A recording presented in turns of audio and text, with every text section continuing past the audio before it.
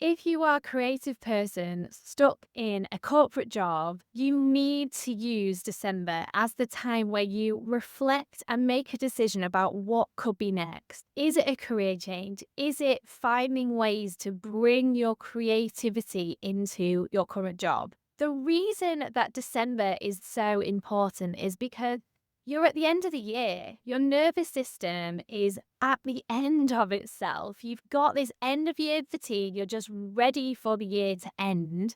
And because of that, your guard is down. Your inner voice is speaking louder than ever, giving you some really critical information about what you need more of and what you need less of. So now is the time to listen. In this video, I'm going to be sharing with you a tool that I use with my clients to help them figure out what it is that they want next in their career so that you can go into the new year with a confidence and a plan of what it is you're working towards. So I've been career coaching since 2018, and I've worked with so many individuals who feel stuck in a corporate job, corporate way of life, living the life of someone who just doesn't feel like them. They wear a suit every day. They go to the office every day, where actually they just want to be able to express themselves freely and allow that creative energy to come through in their day-to-day work.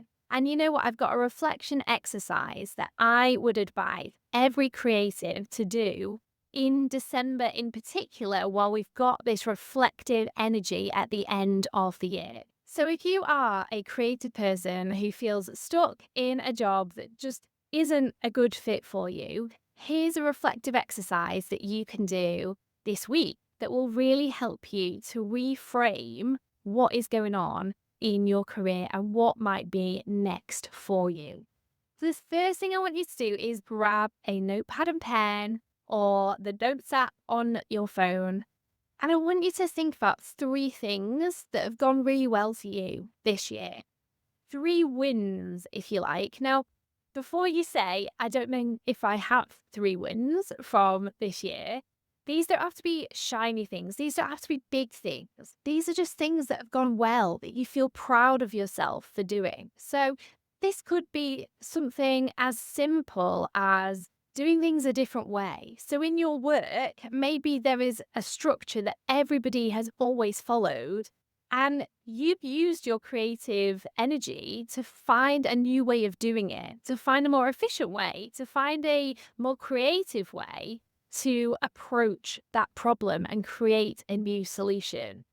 Maybe you have taken that time to go against the grain and really, like say, leaning into your creative energy, bringing that into your job that right now doesn't feel like a good fit, but you've allowed you to bring some of you into your job. And that is something to be proud of. That is a win. That's the kind of thing that we're looking for here. So now you've got those three wins. The next thing we're going to focus on is three lessons that you have learned from this year.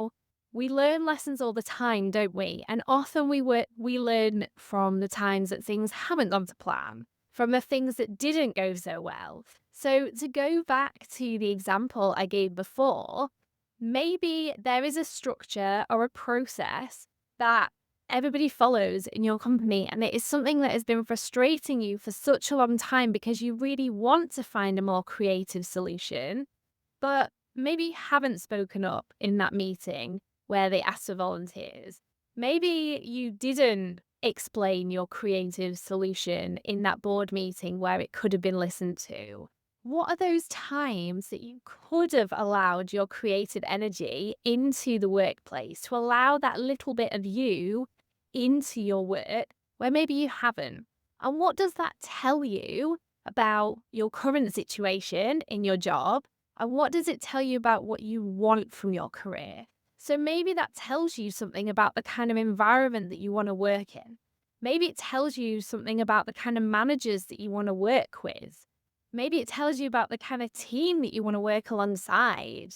What are those lessons that you have learned from this year that you can take forward into the new year that are going to really help you to make a decision about what could be next for you in your career? So here's something that I don't think a lot of people talk about, but December fog is this You get to the end of the year and everybody's feeling tired. And it's just easier, to be honest, because I think people's masks have come down. Their guards are down because they've got all these different distractions. They're thinking about where to put the elf on the shelf for their kids tomorrow. They're thinking about the Christmas presents that they haven't bought yet. They're thinking about all these other things. And this is going on for you as well. There's all these distractions. The end of year, you can see the holidays coming. You know you're about to have a break.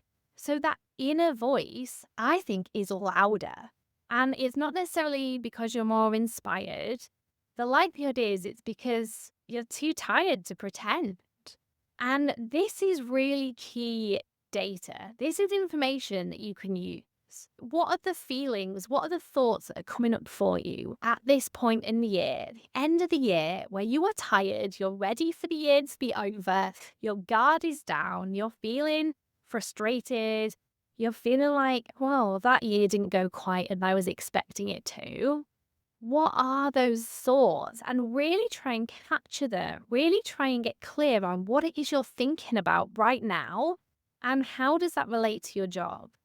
How does that relate to what you would like instead? So it's using this December fog, using the information that is coming out as a bit of a starting point, as a bit of a leaping board of what you could go into next. So now you need to ask yourself, given those wins, given the lessons, given the honesty of December, what is one thing that you can do this week that is going to help you figure out your goal? What is your career goal going into the new year? Is it that actually your current job is not somewhere that you can bring your creative spirit to? And actually, you need to look for a new environment, a new industry, a new career. Maybe you need to start thinking about making a career change. Or is the goal just to be able to bring more of your creativity into the space that you are currently working in? And as soon as you get clear on what your goal is, it's going to be so much easier to figure out how to make it happen because you're going to have that motivation because you're going to know what it is that you want.